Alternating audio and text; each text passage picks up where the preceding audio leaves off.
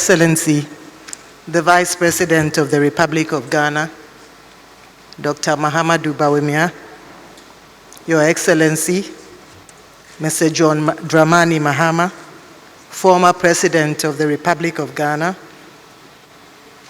Her Ladyship, the Chief Justice of the Republic of Ghana, Justice Gertrude Tokenu, the Chief Imam, His Eminence Sheikh Osman Shaributu, the Chairman of the National Peace Council, Dr. Ernest Edujemfi. Distinguished ladies and gentlemen, all protocols observed. I thank God for making it possible for us to witness this historic moment in our country's history. And here I'm referring to the signing of the Peace Pact by presidential candidates of the 2024 presidential election. Indeed, this is the day the Lord has made, and we rejoice and we are glad in it. The signing of the Peace Pact marks an important building block in our nation's development.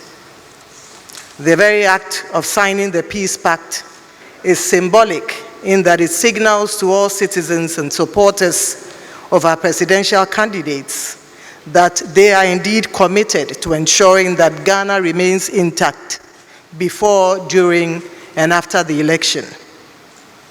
It also symbolizes that our presidential candidates have put Ghana first, before their own interests and aspirations. Hence, my assertion at the start of my presentation that this is a historic moment in Ghana's development.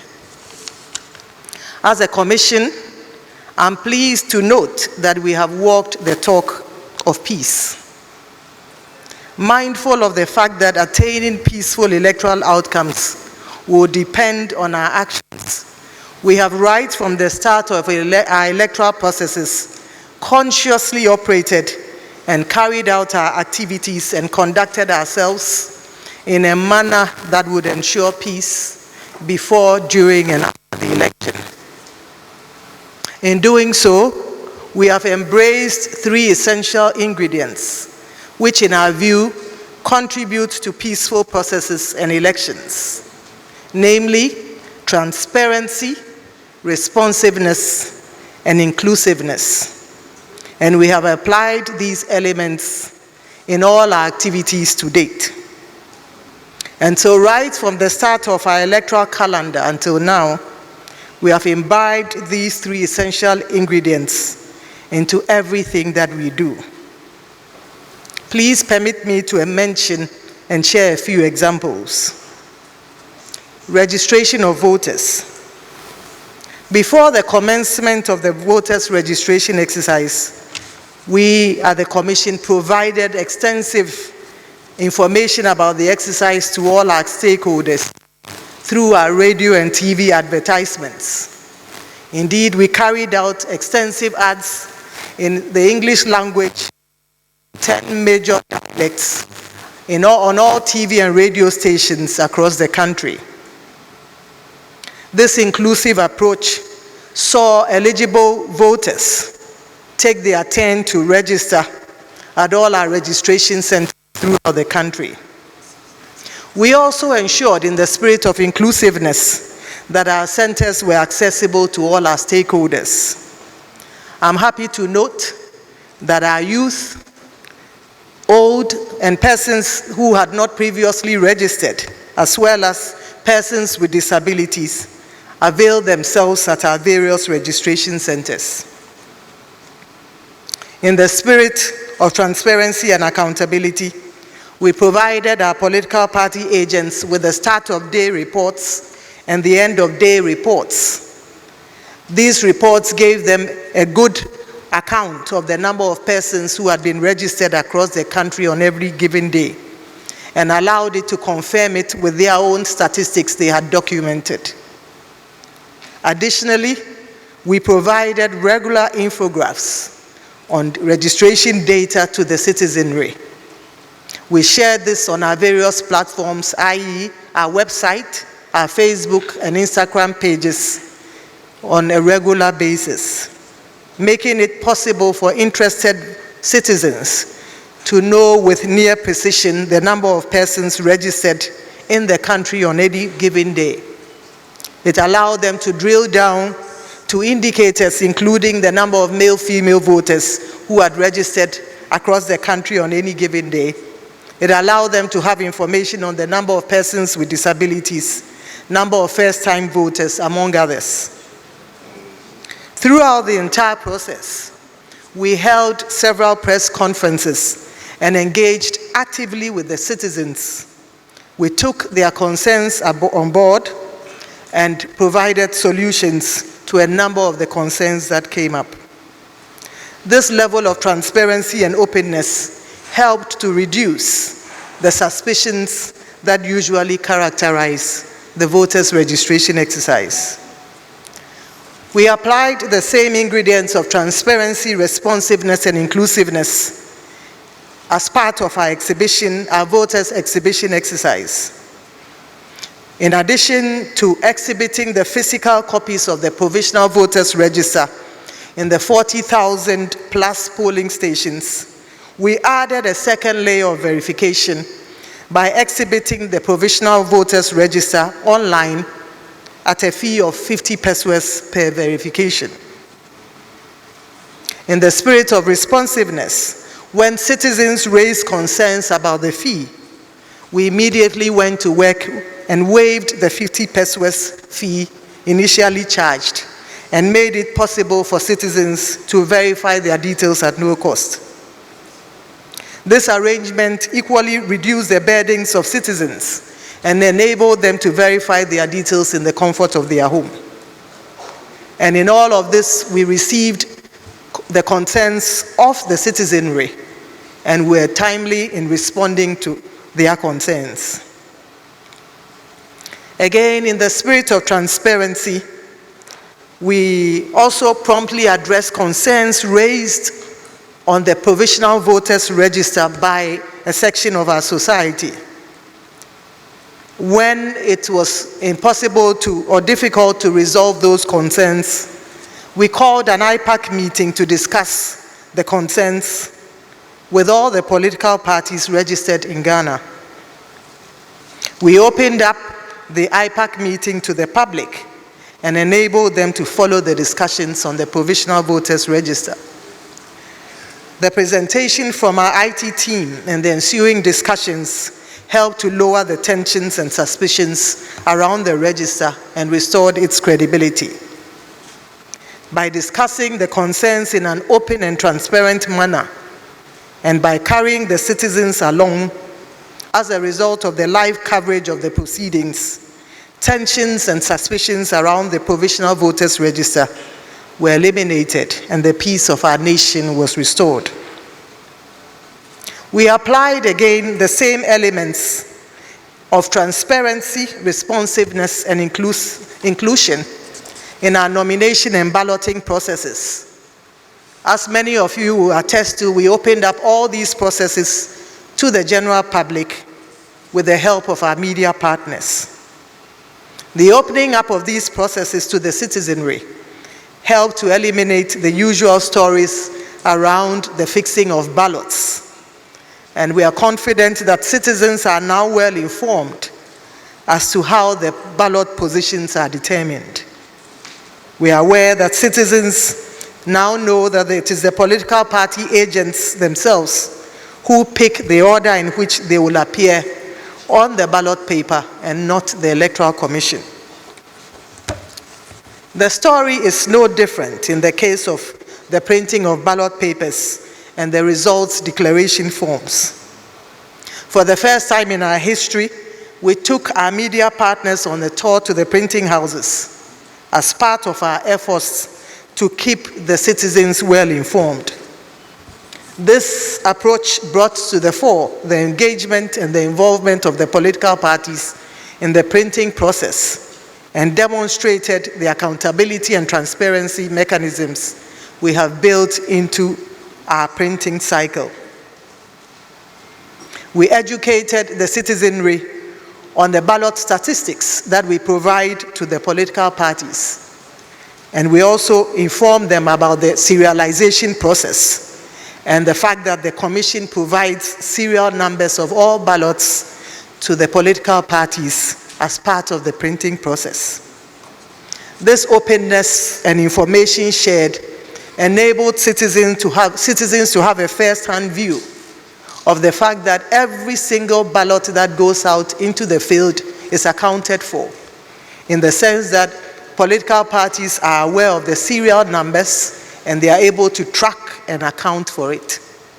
The ballot statistics also provided to the political parties also enables them to know the number of ballots that each polling station should have. And this builds confidence into our processes and leads to the assurance that the Commission cannot add a single ballot or take away a single ballot to the ballots provided at the various polling centers. Ladies and gentlemen, in the same spirit of accountability and transparency, when in the course of printing our ballots, it was discovered that we had issues with the serialization of ballot papers from the Ahafo and the Volta regions, we promptly informed our key stakeholders, i.e. the political parties and the citizenry, and involved them in the destruction of the affected ballot papers. With the help of our media partners, we captured the entire processes leading to the destruction of the faulty ballots by burning and brought this information to the doorstep of citizens.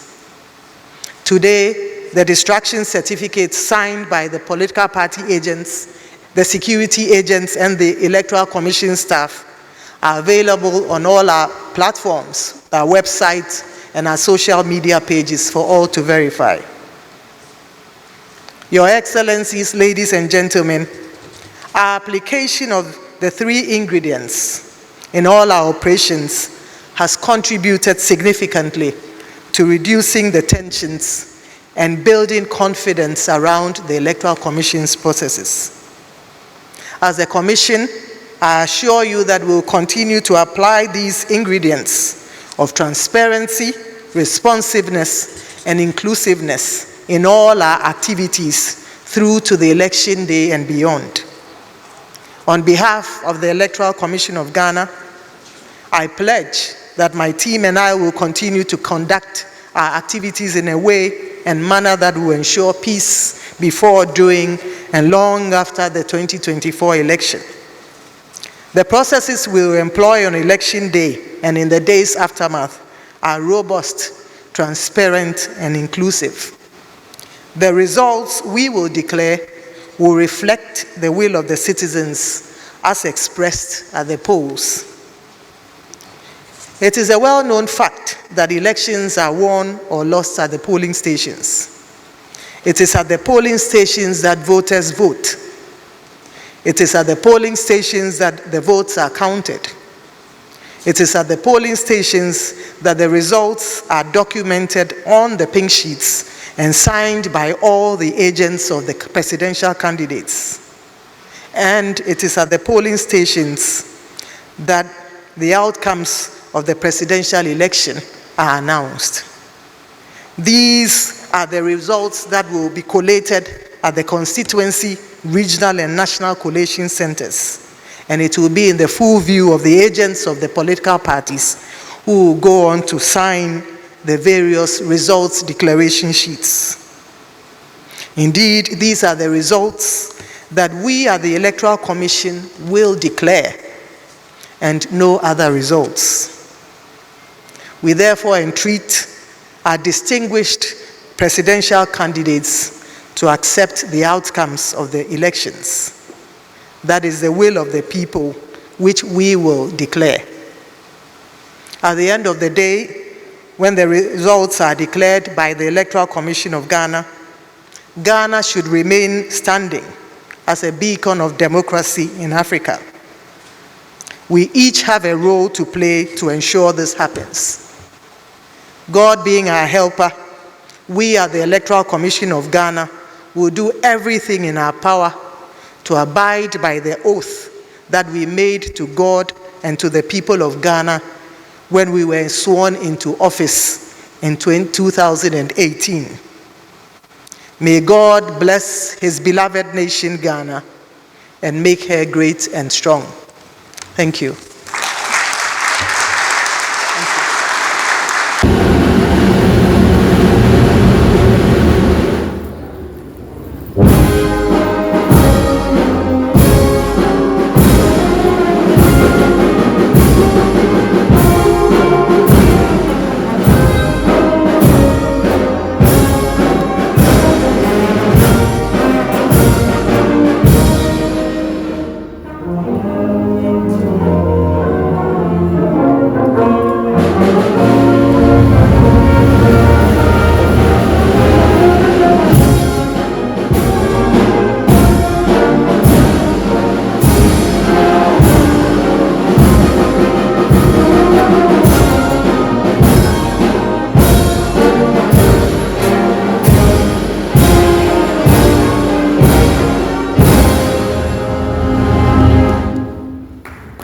Thank you very much.